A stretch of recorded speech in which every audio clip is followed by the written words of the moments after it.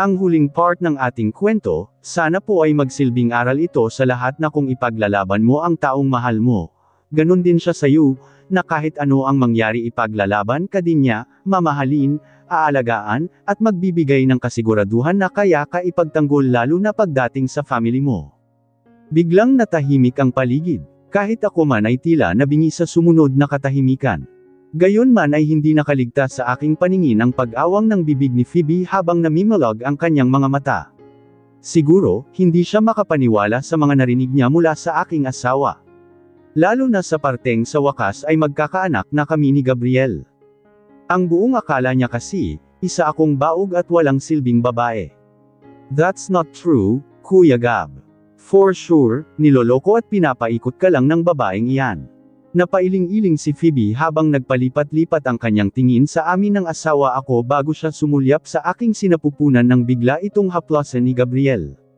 Let's say na totoong buntis nga siya. Pero paano ka nakakasiguro na sayo nga talaga ang batang dinadala niya, Kuya Gab? Alam naman natin na palagi silang magkasama ni Luigi. What if Phoebe? Hindi na ako nakapagpigil pa at sinigawan ko siya. Hindi tama na pati si Sir Luigi ay idadamay niya rito. Hiyang-hiya na napatingin na lamang ako sa aking kaibigan na nakita kong napailing na lang din. Ganyan ka na baka desperada na mapasayo si Gabriel at kung ano-ano na lang ang ibinibintang mo sa amin ni Sir Luigi. Dahil totoo naman talaga na malandi ka. Kung hindi mo inakit si Kuya Gabriel, ako sana ang pakakasalan niya. Sinugod niya at aktong sasaktan pero bigla siyang hinarang ng braso ng aking asawa. Gayon man ay mabilis pa rin akong napaatras at napayapos sa aking tiyan ang mga braso ko para protektahan agad ang sanggol na dinadala ko. Naramdaman ko rin na hinayla ako ni Sir Luigi at itinago sa kanyang likuran upang protektahan din habang panay ang sigaw ni Phoebe. Nagwawala siya sa kabila ng pagpipigil sa kanya ng aking asawa. Phoebe, I said stop it. Ano ba? Malakas ba sigaw ni Gabriel na halos echo sa buong silid? Kahit kami man ni Sir Luigi ay nagulat sa galit na boses ng aking asawa nang tumayo siya para pigilan si Phoebe ng akmang susugurin na naman niya ako. Tigilan mo na sa Arabella, utang na loob. At umalis ka na habang may natitira pa akong awa at pagmamahal sa'yo bilang kapatid ko. Or else ako mismo ang magpapakulong sa'yo kapag pinagtangkaan mo pa uli ang mag-ina ko. Lalong namilog ang mga mata ni Phoebe. Hindi siguro niya inakala na kaya siyang pagbantaan ng ganoon ng aking asawa. Ako naman ay hindi rin makapaniwala na kaya akong piliin at ipagtanggol ng ganoon ni Gabriel. Sa kabila ng galit ko ay napuno ng tuwa ang puso ko dahil mas lalo ko lang naramdaman kung gaano ako kamahal ng aking asawa. Bawiin mo lahat ng mga sinabi mo, Kuya Gabriel. Dahil kung hindi, asahan mo na makakarating ito kina mommy at daddy. Matapang at palaban pa rin na sagot ni Phoebe. Kahit si Gabriel ay napailing na lang sa sobrang kakapalan ng mukha niya. Just live, malamig ang boses na muling pagtataboy ng aking asawa na para bang nauubusan na ng lakas. At ganoon na lang ang panlalaki ng aking mga mata nang makita ko na dumudugo na naman ang sugat sa kanyang braso. Gabriel, mabilis na dinaluhan ko ang aking asawa at ganoon din si Sir Luigi nang makita namin na bigla siyang nanghina at muntikan ng bumagsak. Agad siyang inalaya ng kaibigan niya pabalik sa higaan at saka ko naman sinugod at pinagsasampal si Phoebe. Umalis ka na. Kapag lumala ang sitwasyon ni Gabriel nang dahil sa kagagawan mo, ako mismo ang papatay sa iyong babae ka. Malalaman mo talaga ang sinasabi mong criminal na pamilyang pinanggalingan ko.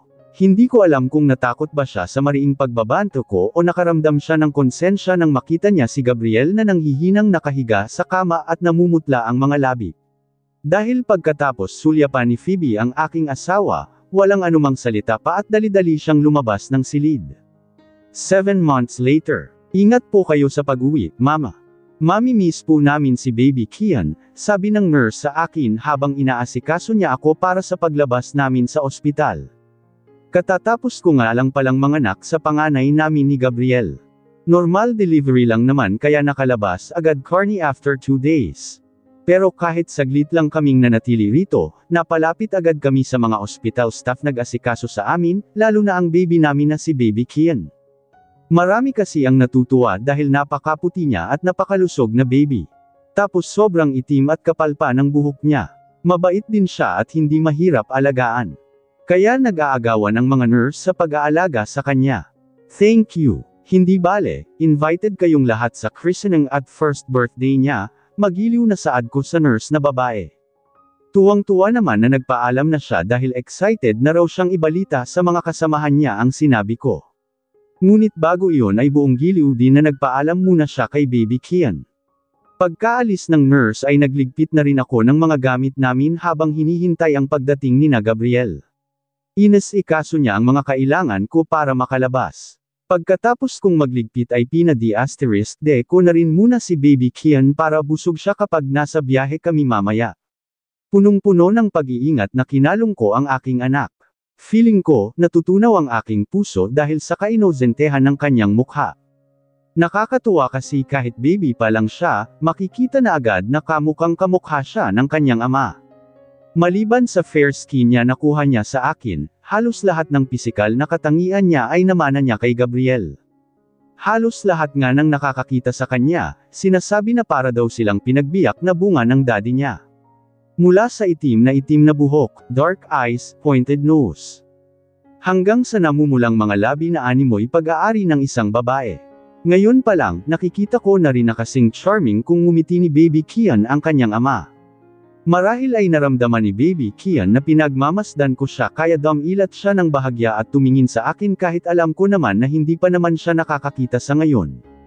Parang lalo lang natunaw ang puso ko. I love you so much, Baby Kian. Until now, I can't believe that you're already here, nangingiti na kausap ko sa aking anak habang hinalik-halikan ko ang maliit niyang kamay. Alam mo ba na ang tagal naming naghintay ng daddy mo sa pagdating mo, anak? Kaya isa ka sa pinakamagandang blessing na ibinigay sa amin ng Diyos. Mahal na mahal ka namin at hinding-hindi ka namin pababayaan. We are always here to protect you. Kahit gaano kahirap, kahit gaano karami ang magiging hadlang para mabigyan ka namin ng maayos at tahimik na buhay, gagawin namin, anak, punong-puno ng pagmamahal ko sa kanya bago ko maingat na ibinalik sa pagkakahiga para ayusin naman ang aking sarili. Nagsusuklay na ako ng aking buhok nang bumukas ang pinto at humakbang papasok ang aking asawa. Hindi ko napigilan ang makaramdam ng awa sa kanya nang makita ko na ang gulo-gulo na ng buhok niya. Parang buong araw yata siyang hindi nagsuklay. Halata rin sa mukha niya ang pagod. Patunay ang namumuong pawis sa noo niya. Alam ko na ang sasabihin mo. Ang pangit ko na, agad na sabi ni Gabriel nang mapansin niya ang pagkatitig ko sa kanya. Na-misinterpret niya yata ang reaksyon ko. Akala niya siguro tinatawanan ko siya. Sobrang haba kasi ng pila sa bilang. Tapos ang dami pang hinihingi sa akin kaya pabalik-balik ako, casual na sabi niya at wala namang bakas sa boses nito na nagrereklamo. Tapos bandang huli, hindi naman pala kailangan ang mga requirements na hiningi nila sa akin. Kung tutusin, pwede naman kaming lumabas agad ng ospital na walang kailangang gaanong aasikasuhin dahil sa yaman at impluwensya ni Gabriel. Pero ako mismo ang humiling sa kanya na gusto kong maranasang manganak katulad ng mga ordinaryong ina. Layong hindi itinuturing na VIP. Bukod sa nahihiya ako sa ibang mga nanay na nakasabay ko sa panganganak. Halos pareho lang naman kaming dumaan sa hirap ng panganganak. Pero karamihan sa kanila ay dumaan sa normal na proseso. Ayoko na ako lang ang maging kakaiba at maramdaman nila na mahirap na nga ang manganak, mahirap pa kapag wala kang pera. Akala ko nga tatanggihan ni Gabriel ang request kong iyon. Sorry kung napagod at na-stress ka sa hiniling ko sa iyo, sabi ko sa kanya. Sabi ko naman sa iyo na ako na ang mag-aasikaso, napagod ka tuloy. Kumuha ako ng tissue at saka pinunasan ang pawis sa noo niya. Saka lang bumalatay ang pagka-disgusto sa mukha ni Gabriel dahil sa sinabi ko. Hindi naman ako nagrereklamo, babe. Sinabi ko lang ang mga napansin ko sa patakaran nitong ospital, malambing na paliwanag niya at sa kanya kinuha ang aking kamay na pumupunas sa pawis niya. Masyado nilang pinapahirapan ang mga mahihirap. Kaya naisip ko na isa ito sa isasangguni ko kay Owen para maaksyonan niya kapag nanalo siya. Tuluyan na nga palang umalis sa politika ang aking asawa. Nagdesisyon siya na mag-focus na lang sa mga negosyo niya para bigyan kami ng tahimik na buhay ni Baby Kian. Mas gusto rin niya na magkasama kami palagi, na alam niyang imposibleng mangyari kapag ipinagpatuloy pa niya ang pagiging politiko dahil sa dami ng kanyang mga obligasyon sa bayan na hindi niya kayang tanggihan o isawalang bahala. Sa ngayon, si Mayor Owen ang sinusuportahan namin sa pagiging gobernador. At alam namin na tulad ni Gabriel, magagampanan din niya ng maayos ang posisyon niyang iyon. Dahil nakikita namin na katulad ng aking asawa, tunay din ang pagmamahal na ipinapakita niya sa bayan. Tuluyan na nga rin pala kaming nagkaayos ni Mayor Owen pagkatapos niyang humingi ng sorry sa akin dahil sa pakikipagtulungan niya noon kay Phoebe. Naniwala kami ni Gabriel sa sinabi niya na kaya lang naman niya iyon nagawa dahil na rin sa totoong pagmamahal at pagmamalasakit niya sa kanyang kaibigan. At hindi ko rin naman po sinasabi na nagrereklamo ko. Nangingiti na pinisil ko ang tungki ng kanyang ilong. Alam ko na hindi mo yun gagawin lalo na pagdating sa amin ni Baby Kian. Naaawa lang ako sa iyo kasi alam ko rin na hindi ka sanay sa ganitong sitwasyon. Anong hindi? Sa dami ng hirap na pinagdaanan natin sa unisan noon, walang-wala nito, natatawa na pagmamalaki pa ni Gabriel. At saka para naman sa inyo ni Baby Kian itong ginagawa ko, You're right. Never akong magrereklamo at mapapagod pagdating sa inyo kasi mahal na mahal ko kayo. Kahit, bahagya niyang sinukli ang buhok gamit ang mga daliri, malo siyang manako sira. Natawa ako sa biro niya. Guwapo ka pa rin naman kahit pawisan ka at magulo ang buhok mo. Ikaw pa rin ang hottest daddy sa paningin ko. At saka ko yun sinundan ng kindat. Malapad ang ngiting sumilay sa mga labi ni Gabriel nang hapitin niya ako sa baywang. Huwag mo nga akong kinikindat kinditan ng ganyan kung ayaw mong masundan agad si Baby Kian. Nanaginip pa naman ako kagabi na may baby girl na rin daw tayo. At Jonah, ang pangalan niya. Baby girl. Agad-agad, bulalas ko sa tonong nagrereklamo kunwari. Pero alam naman ng asaw ako na tulad niya, never din akong magrereklamo pagdating sa pamilya namin. Lalo na sa pagbibigay ng anak sa kanya para mabuo ang pamilyang pangarap namin pareho.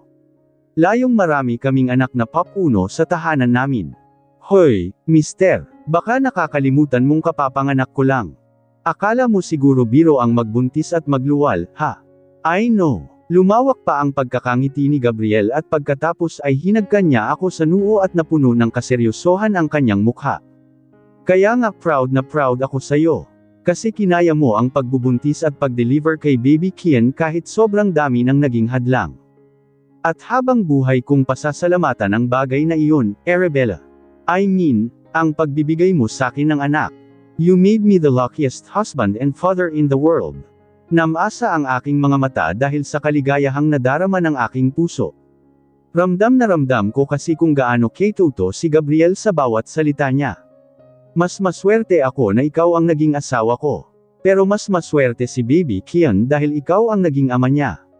Tuldok panipik. Parehong may ngiti sa aming mga labi nang yakapin namin ng mahigpit ang isa't isa.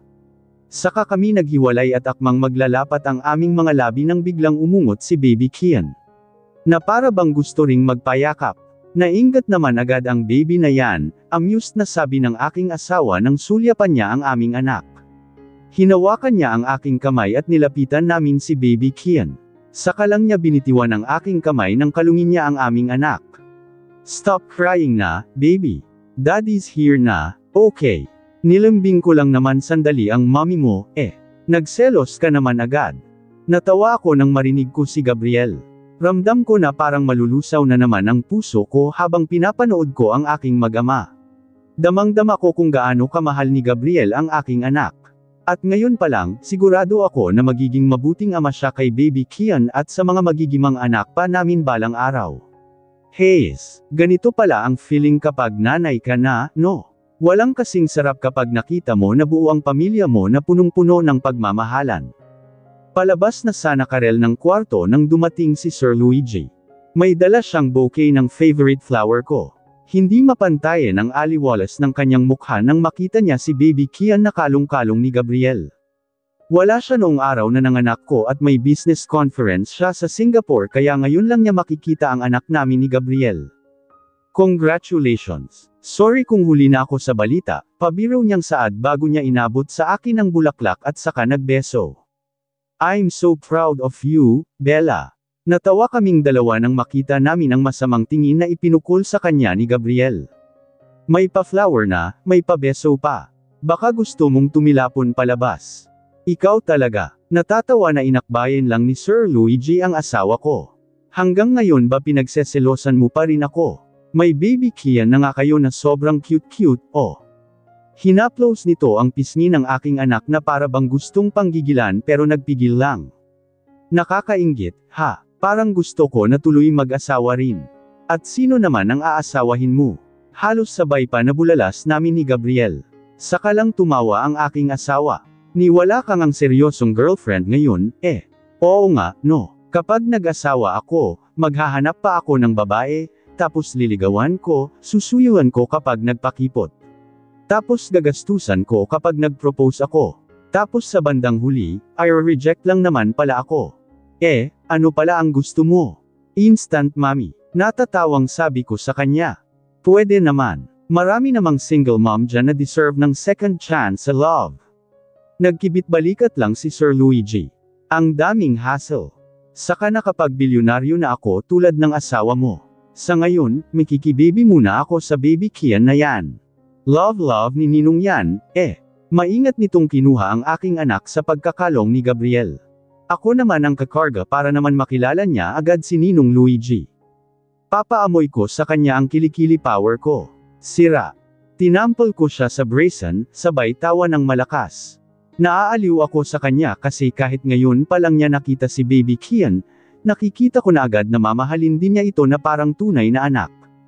Tulad ng pagmamahal namin ni Gabriel bilang mga magulang. Sabagay, kahit naman noong ipinagbubuntis ko pa si baby Kian. Mahal na siya ni Sir Luigi. Kaya nga todo alaga siya sa akin noon. At isa iyon sa mga bagay na ipinagpapasalamat ko sa Diyos. Dahil nakakasiguro ako na bukod sa amin ni Gabriel, may isang tao ang handang magpakaama kay baby Kian sa lahat ng oras. Sige na nga, ikaw na muna ang magkarga kay baby Kian para makalong ko rin itong asawa ko, kapag kuwan ay sabi ni Gabriel na nagpalaki ng aking mga mata. Ipapakuha ko na lang sa driver ang mga gamit natin dito. No, bulalas ko sa tonong tumututol.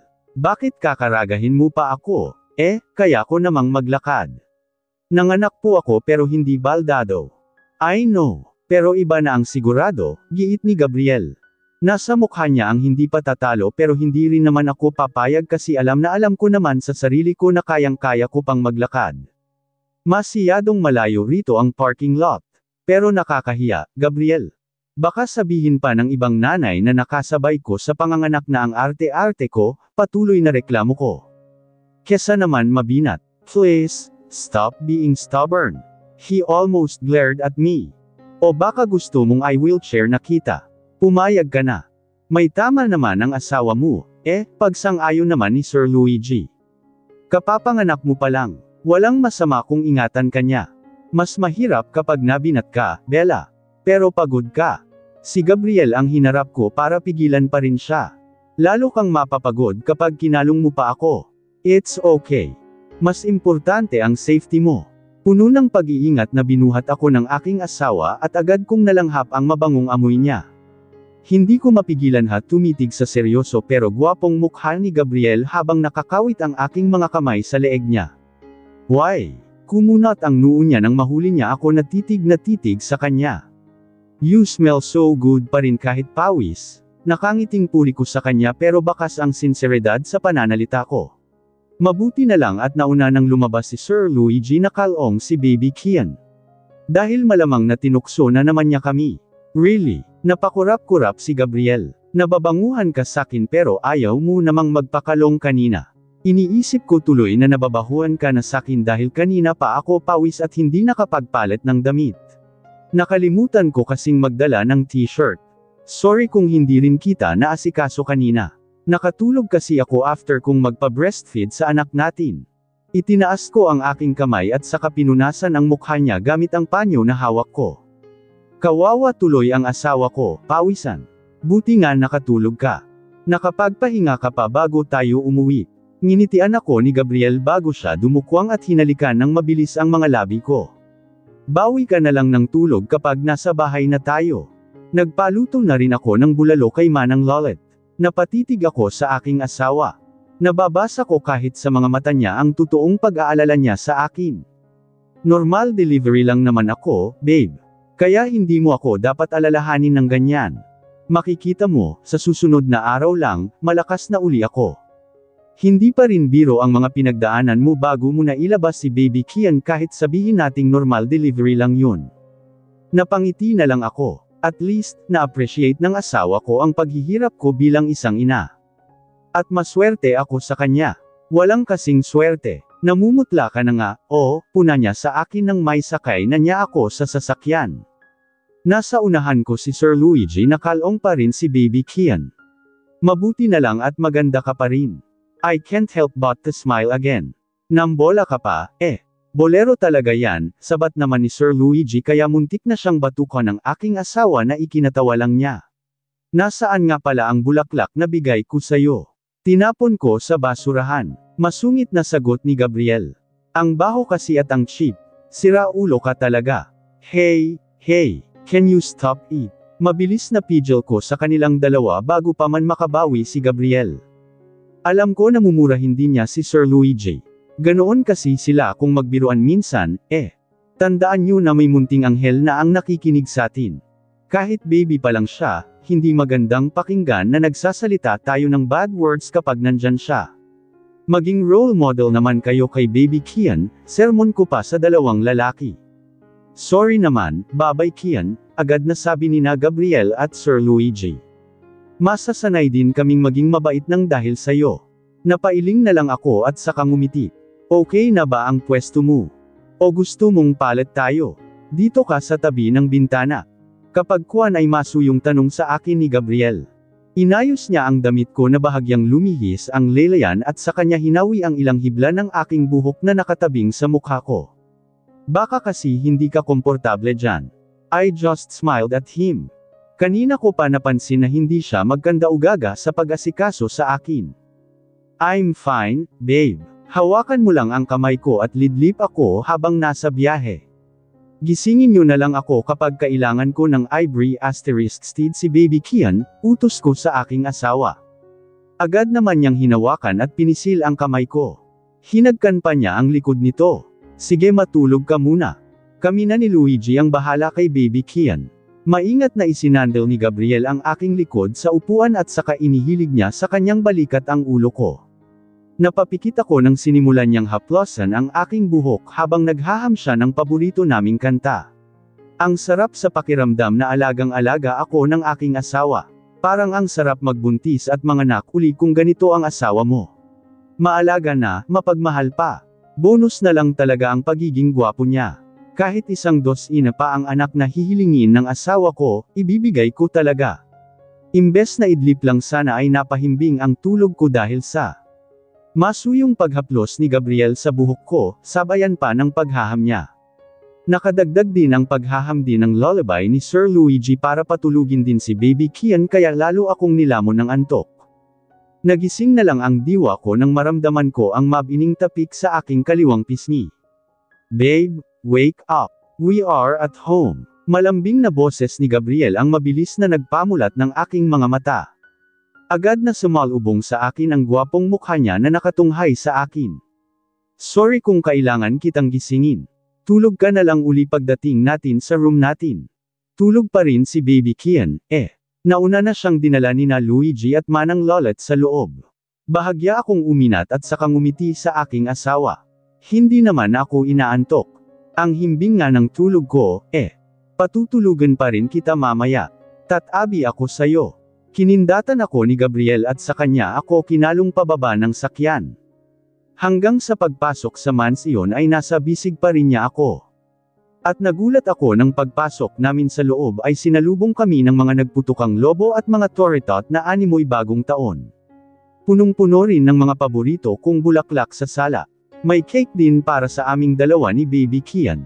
Kasama ng mga katiwala sina Mayor Owen at makisig na tuwang-tuwa sa pagsalubong sa amin, lalong-lalo na nang makita nila si Baby Kian. Nagunahan pa sila sa pagkalong sa aking anak na parang ayaw pang ibigay ni Sir Luigi. Muntikan na akong maluha nang makita ko rin sina Lolo Magno at Lola Iska mula sa mga kulumpon ng sumalubong sa amin. Nauna pang umiyak si Lola nang sugurin niya ako ng yakap. Binabati kita, Apo. Masaya ako na ligtas mong nailabas si Baby Kian sa awa ng Diyos. Pasensya ka na kung hindi kami nakadalaw sa inyo sa ospital, ha? Napakalakas ng bagyo na tumama sa lugar natin kaya hindi agad kami nakaalis ng lolo mo. Okay lang po iyon, Lola. Nginitian ko lang ang mahabang paliwanag ni Lola. Ang importante po, ligtas kayo ni Lolo Magno at nandito na po kayo para makita nyo si Baby Kian. Inaalok ko nga sila uli na dito na sila titira sa atin. Para naman magkakasama-sama na tayo uli at makasama rin nila si Baby Kian. Nakangiti na lumapit sa akin si Gabriel at saka ako inakbayan. Lalo na ngayon na sinira daw ng bagyo ang bahay nila sa Unisan. Nakakalungkot man kasi parang second home na rin natin iyon.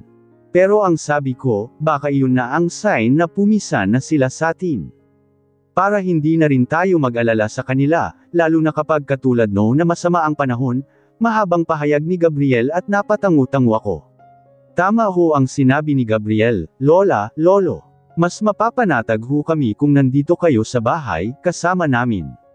Naglalambing na inakbayan ko pareho ang dalawang matanda.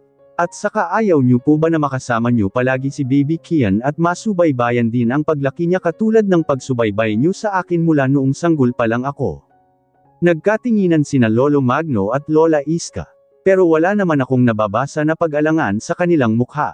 Bagkus ay kapwa pa sila nakangiti nang muli nila kaming harapin ni Gabriel.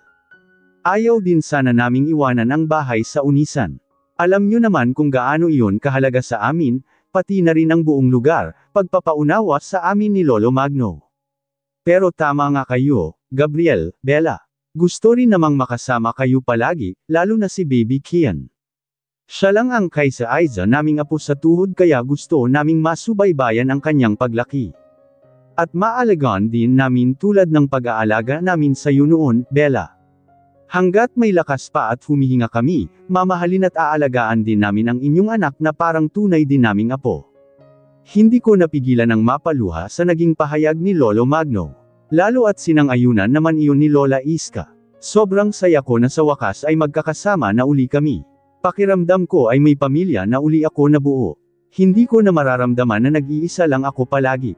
Wala man sa piling ko ngayon si Mama. Kasama ko naman uli ngayon ang mga taong nag-alaga sa akin mula pagkabata.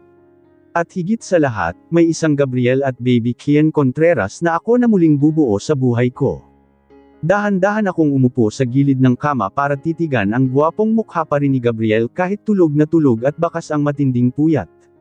Hindi ko mapigilan na makaramdam ng awa sa aking asawa dahil alam ko na bukod sa ilang araw ng pagpupuyat ay ang pagod niya sa pag-aalaga kay Baby Kian. Gayunman ay natutuwa ang puso ko dahil sa kabila ng pagod at puyat ay wala akong narinig na anumang reklamo kay Gabriel. 3 months old na rin si Baby Kian. At simula nang makauwi kami rito sa bahay, halos si Gabriel na ang nag-aalaga sa kanya. Hindi niya ako hinahayaan na mapuyat o mapagod ng sobra. Hanggat maaari ay siya ang gumagawa ng mga obligasyon ko sa aming anak. Para daw makabawi naman ako ng tulog at pahinga. Kaya nga lalo kong nasabi sa aking sarili na napakaswerte ko sa aking asawa. Bagay na araw-araw kong ipinagpapasalamat sa Diyos, katulad ng pagpapasalamat ko dahil sa wakas ay binigyan niya kami ng isang Baby Kian. Katuwang din namin sina Lolo Magno at Lola Iska sa pag-aalaga kay Baby Kian simula nang tuluyan na nga silang pumisan dito sa amin. Pero pinaayos pa rin namin ang bahay nila sa Unisan para magsisilbi naming bahay bakasyunan. Napangiti ako ng bahagyang kumaibot ang mga labi ni Gabriel habang mahimbing pa rin ang tulog. Why does you have to so handsome while sleeping? Pinigilan ko ang aking sarili na haplosan ang kanyang mukha sa pag-aalala na baka maistorbo ko ang tulog ng aking asawa. Ngunit namalayan ko pa rin ang aking palad na sapo ang kanang pisngi niya at dinampyan ko ng mabining halik ang kanyang noo, na parabang sa pamamagitan nito ay mabawasan ko man lang ang pagod at puyat niya. Hindi ko rin naiwasan na patikan ng mahinang halik ang kanyang namumulang mga labi. Nagulat na lang tuloy ako nang bigla siyang damilat at dumiretso ang titig niya sa akin. You're being sweet again, nakangiting bungad sa akin ni Gabriel sa medyo paos na boses. Nakagat ko ang aking labi. I'm sorry, babe, naistorbo ko ang tulog mo. Naawa lang kasi ako kasi nakita ko na sobra ang pagod at puyat mo, paliwanag ko. Halika nga rito. Lumapad ang pagkakangiti na ibinuka ni Gabriel ang kanyang braso at saka ako masuyong niyakap at pinahiga sa tabi niya. Gumilid siya at humarap kami sa isa't isa. Bakit naman ako naging kawawa? Sobrang nag-enjoy nga ako sa bonding namin ni Baby Kian kagabi, Nag-enjoy ka pa sa lagay niyon, ha? Mag-uumaga ka nang nakatulog at walang tigil sa paghele sa kanya para lang matulog na, natatawang sambit ko. Hindi naman siya umiyak, Nagpapasarap nga siya sa hele ko, may pagmamalaki pang sagot ni Gabriel. Ibig sabihin, gustong-gusto niya si Daddy at ayaw niya kaming maghiwalay na dalawa kaya hindi agad siya natulog. Naaaliw na napailing na lang ako sa tinuran ng aking asawa. Parating positive pa rin ang naririnig ko sa kanya kahit minsan ay iyak nang iyak si Baby Kian tapos pagod at puyat pa siya. Masaya pa siya pagkatapos, lalo na kapag sa wakas ay napatahan niya ito. Para na rin siyang inang tulad ko kung mag-alaga ng aming anak. Basta huwag kang maiyang magsabi o gisingin ako kapag kailangan mo ng tulong, okay? Yumapos din ako sa kanya bago nagpatuloy ulit sa malambing na boses. Obligasyon ko rin bilang ina ang pag-aalaga kay Baby Kian, lalo na sa ganiyang stage niya. Okay, baby. Basta sa ngayon, nag-e-enjoy pa ako na inaalagaan ang anak natin. At hinding-hindi ako mag-asawa na mapagod at mapuyat para sa kanya, sa inyong dalawa. Hinalik-halikan niya ang aking pisngi bago niya sinakop ang aking mga labi at saka nagpatuloy ulit. Dahil mahal na mahal ko kayong dalawa. At kayong dalawa ang buhay ko. Pagkatapos niyon ay sa kanya sinapo ang aking ulo at hinalikan ako sa bumbunan. Mahal na mahal din kita, Gabriel. Mahal na mahal ko kayo ni Baby Kian at kayong dalawa rin ang buhay ko. Malambing din na sagot ko ng haplos-haplasan ko ang kanyang balikat. At nakita ko kung paano kaagad na naapektuhan ang aking asawa nang bumaba ang kamay ko sa dibdib niyang nakahantad at hinaplos ito. Tumikim siya na para bang gustong pakalmayan ang sarili. Gayon man ay hindi pa rin ako tumigil sa paghima sa kanyang dibdib, habang titig na titig ako sa kanyang mga mata. Yumigting ang panga ni Gabriel dahil sa pagpipigil. Babe, stop doing that. I'm already hard. Baka hindi ako makapagpigil niyan. Lumalim ang paghinga niya nang sa halip na tumigil ay idinikit ko pa ang aking dibdib sa kanya at ipinaramdam ko sa kanya ang malalambot kong apple. Damang-dama ko sa mga titig ng aking asawa ang matinding pananabik at pagnanasa niya sa akin. At bakit hindi? Ilang buwan na siyang nangungulila sa akin, katulad ng pangungulila ko rin sa kanya. Pero dahil gusto ni Gabriel na makapagpahinga muna ako at makabawi ng lakas kaya pareho kaming nagtiis ng ilang buwan, kahit minsan ay ako na ang nagsasabi at nagpaparamdam sa kanya na pwede na uli. Ayaw lang daw niya na malo siyang agad ako, iyon ang biro niya sa akin. Babe, pikit ang mga mata na pidyo uli sa akin ng asawa ko nang bumaba ang aking kamay at humaplo sa tiyan niya, pababa sa kanyang puson. Nakikita ko kung paano niya pinipigilan ang sariling mga kamay na humaplos din sa aking katawan. I love you, hinihingal na bulong niya sa akin sa pagitan ng pawisan niyang mukha. Dahil nahihirapan pa rin akong ibalik sa normal ang paghinga ko kaya matamis ng ngiti lamang ang aking itinugon sa kanya ngunit punong-puno ng pagmamahal ang aking mga matang nakatitig sa kanya. Ilang sandali pa ay sabay din na bumagsak ang aming mga katawan sa kama at parehong habol pa ang hininga. At kung kailan naman magpapahinga na lang kami ay saka naman bumulaho ng iyak si Baby Kian na nasa crib. Ako na, matulog ka na lang at magpahinga, pidyo sa akin ni Gabriel nang akmang tatayo na sana ako para puntahan ang aming anak. Hinalikan pa niya ng buong suyo ang aking noo bago siya umalis sa aking kama. Napapangiti na nasundan ko na lang ng tingin ang aking asawa habang nagsusuot ng damit.